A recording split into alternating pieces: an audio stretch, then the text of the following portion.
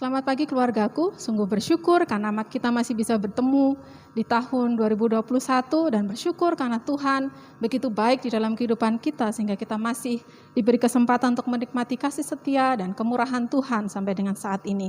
Kita akan memuji Tuhan, kita akan memuliakan nama Tuhan, kita akan beribadah dan menyatakan betapa besar kasih setia dan penyertaan Tuhan di dalam kehidupan kita. Di minggu pertama tahun 2021 ini kita akan menyatakan betapa mulia kasih setia Tuhan. Nyanyian pujian nomor 160 kita akan nyanyikan semua bait.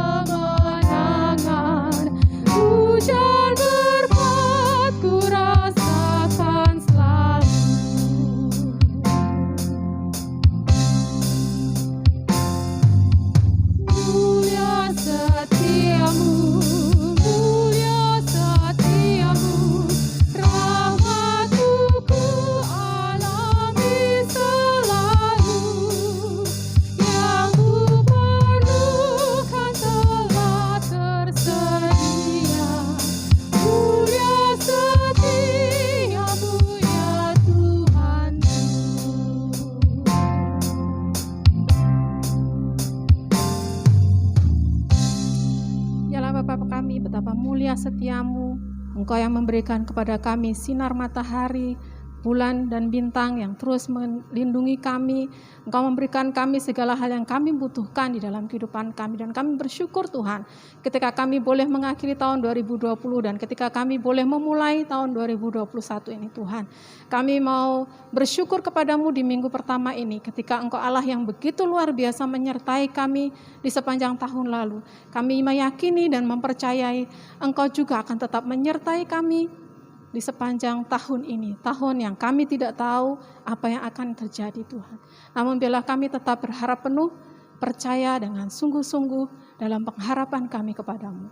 Kami mau menyerahkan seluruh rangkaian ibadah kami pada pagi hari ini Engkau memberkati dari awal sampai akhir. Biarlah apa yang kami lakukan berkenan bagi Engkau.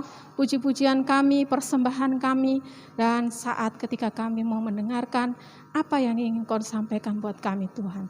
Terima kasih Tuhan, Kau menyertai ibadah kami hanya di dalam nama Tuhan kami Yesus Kristus. Amin.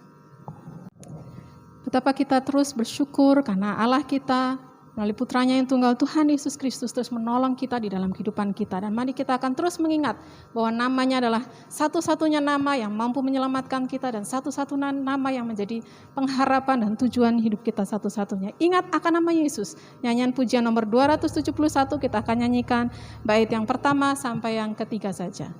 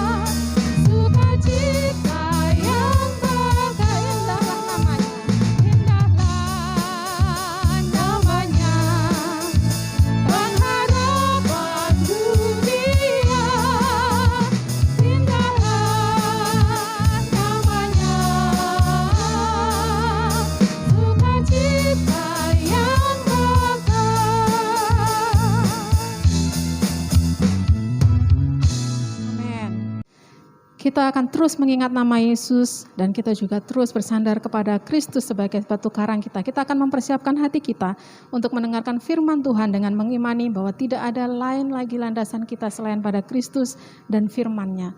Kristus yang sudah memberikan darahnya bagi kita, namanya yang sangat luar biasa di dalam kehidupan kita dan di dalam dunia ini. Kita akan nyanyikan nyanyian pujian nomor 218, Kristuslah batu karangku.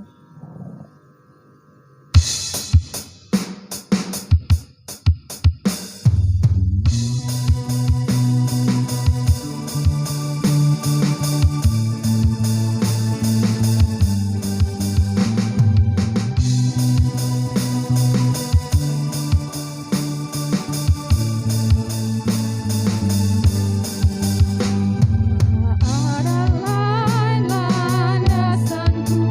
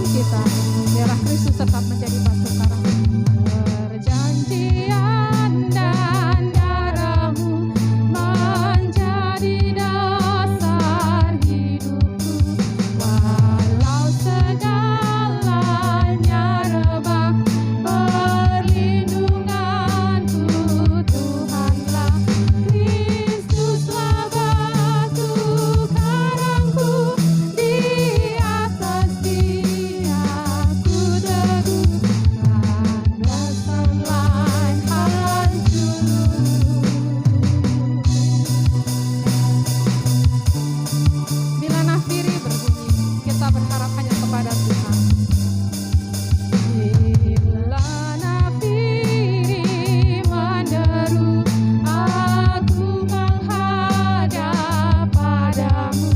Dahulu kotor dan keji, olehmu ku jadi bersih. Kristuslah batu karangku, di atas Dia ku teguh. Landasan lain hancur.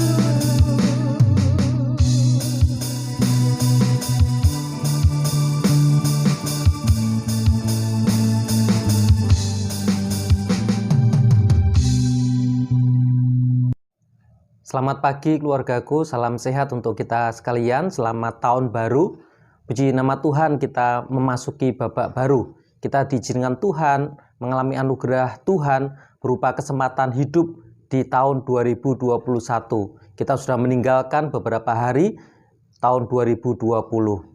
Ini menjadi awal yang baik bagi kita untuk meletakkan dasar yang akan kita pakai sebagai pijakan iman selama sepanjang tahun kita berjalan bersama Tuhan menikmati tahun 2021.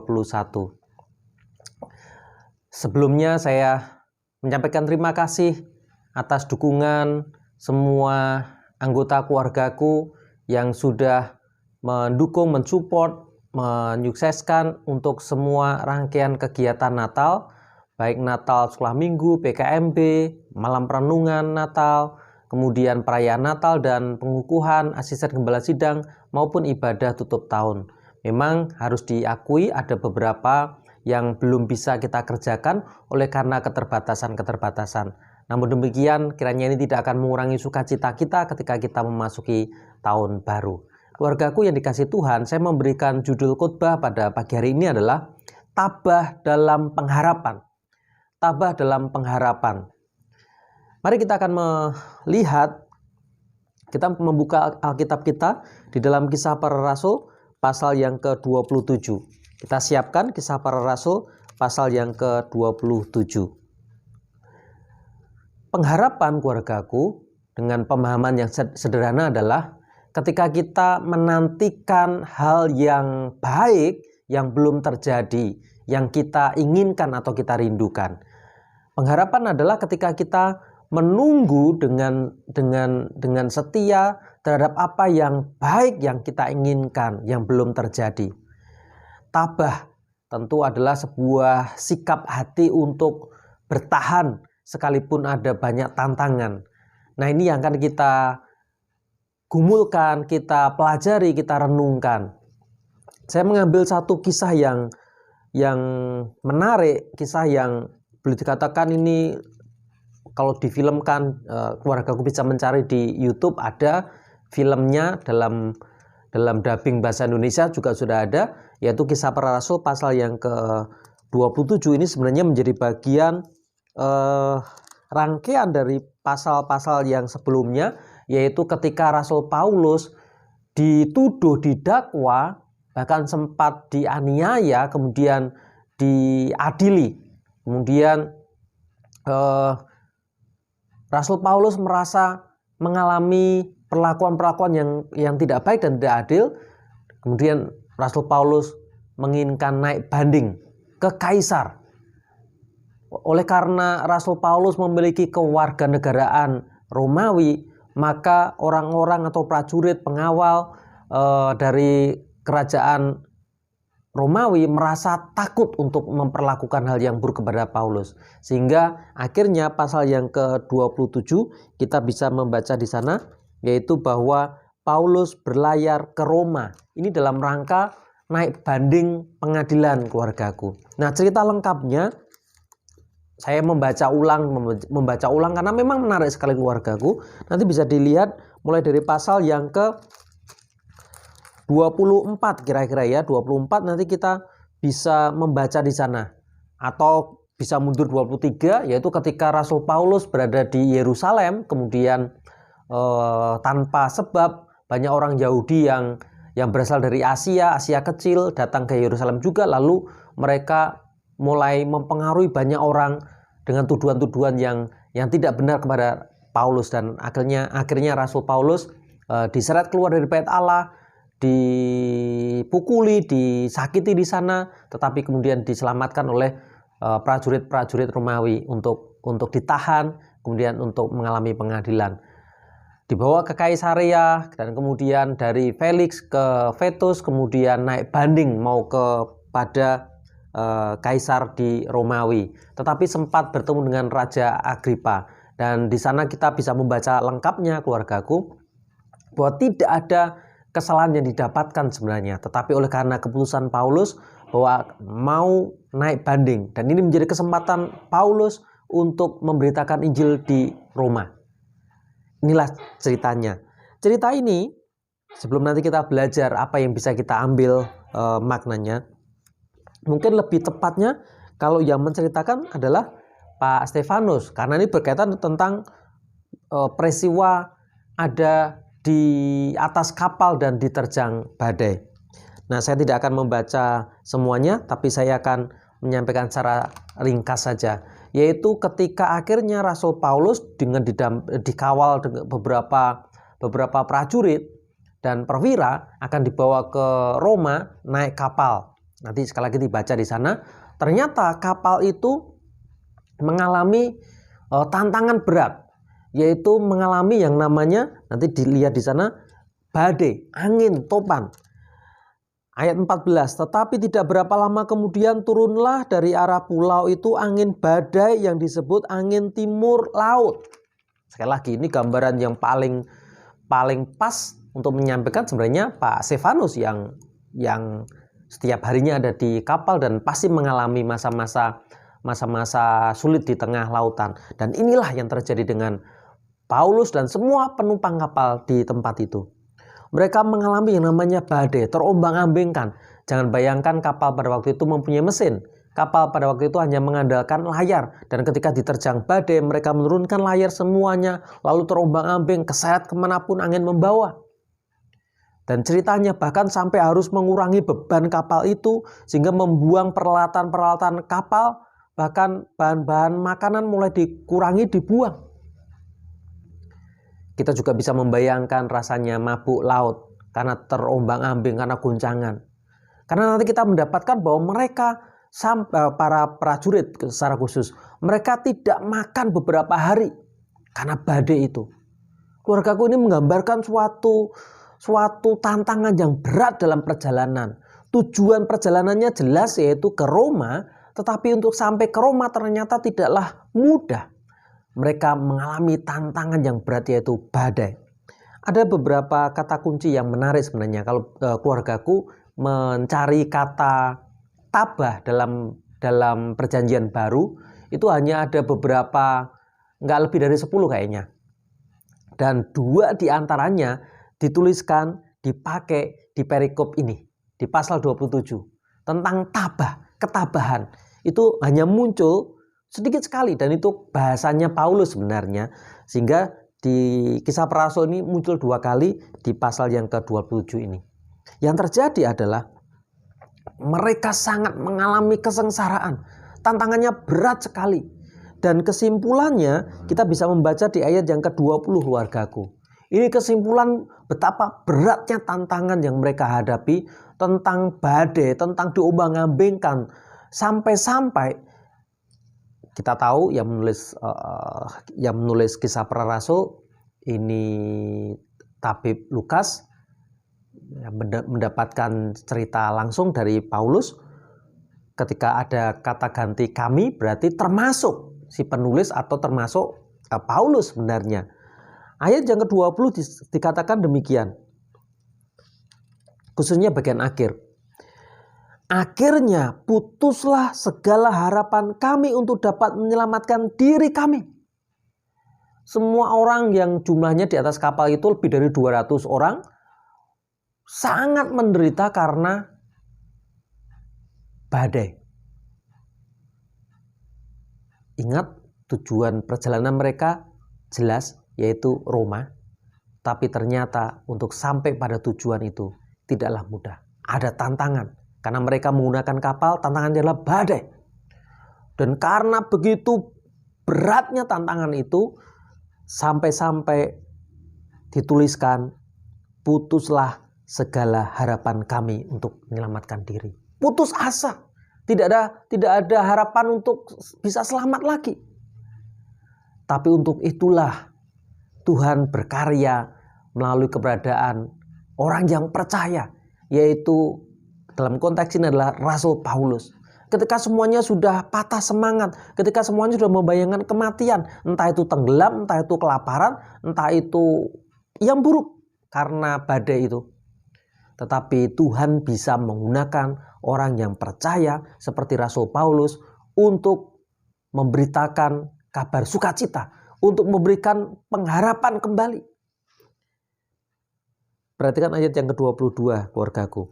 Tetapi sekarang juga dalam kesukaran ini, aku menasihatkan kamu supaya kamu tetap bertabah hati. Rasul Paulus menguatkan orang-orang pada waktu itu. Padahal yang dialami Rasul Paulus ya tentunya lebih menderita sebenarnya.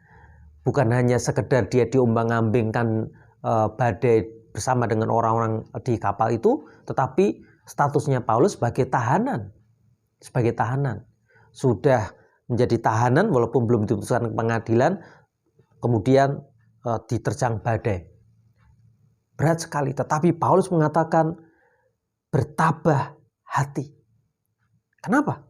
Ini janji Tuhan. Sebab tidak seorang pun di antara kamu yang akan binasa kecuali kapal ini. Dalam keadaan yang rasanya sangat sulit, seorang yang percaya kepada Tuhan masih memiliki kekuatan untuk memegang teguh janji Tuhan. Akan keselamatan, akan penyertaan Tuhan.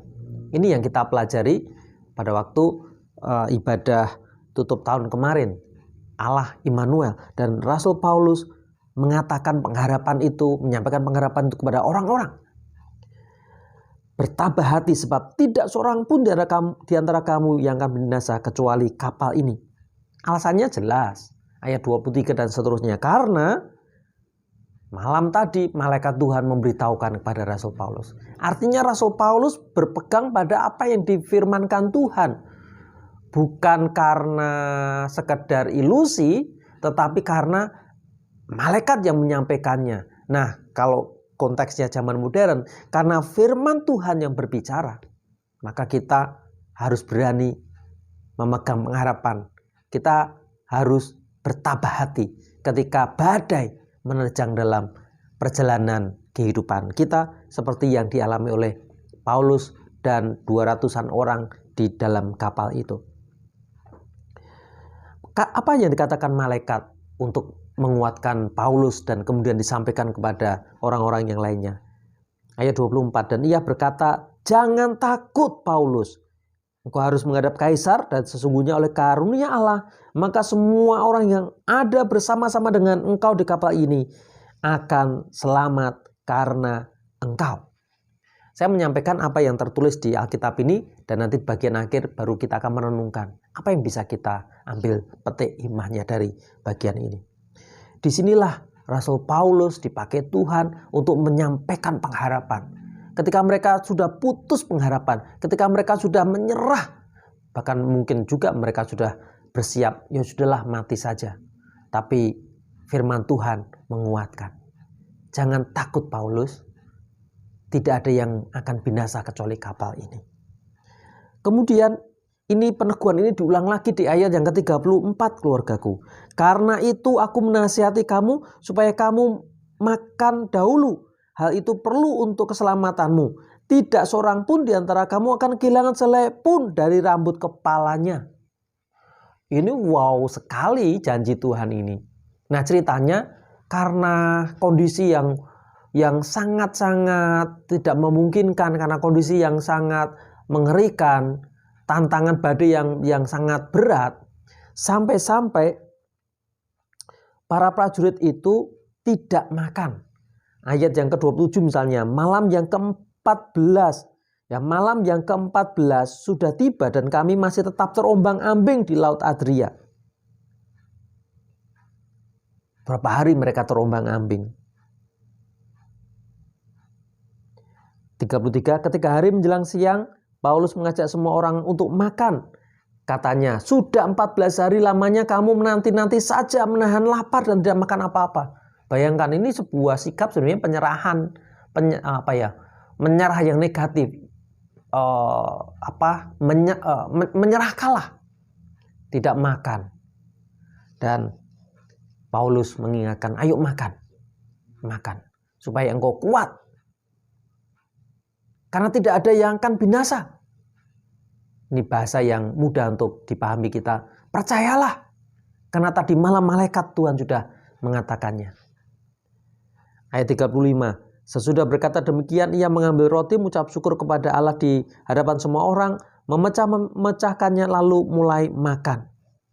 Ini seperti perjamuan. Dan dampaknya, keluargaku, ayat 36. Dampak dari seorang yang percaya, dalam hal ini adalah Rasul Paulus, ketika dipakai Tuhan di tengah badai, di mana Paulus pun sebenarnya mengalami penderitaan yang sangat-sangat, tetapi Paulus memegang teguh apa yang difirmankan Tuhan melalui malaikat. Maka bukan hanya Paulus yang diselamatkan, tetapi semua orang yang mau mendengarkan perkataan Paulus diselamatkan.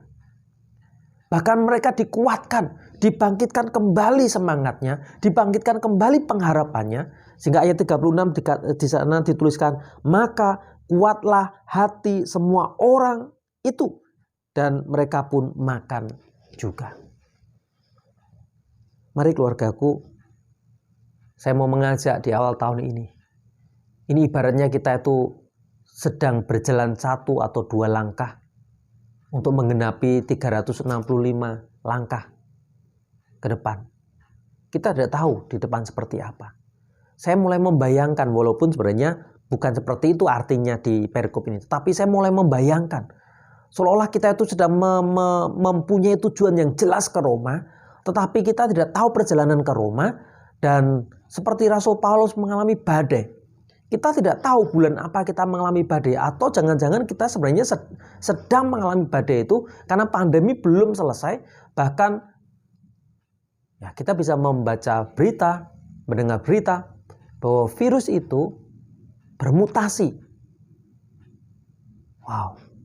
Di satu sisi kita mengalami takut, khawatir, keluargaku. Tidak menutup kemungkinan kita sebenarnya mengalami ayat yang ke-20. Putuslah segala harapan. Ibadah kita mungkin masih online.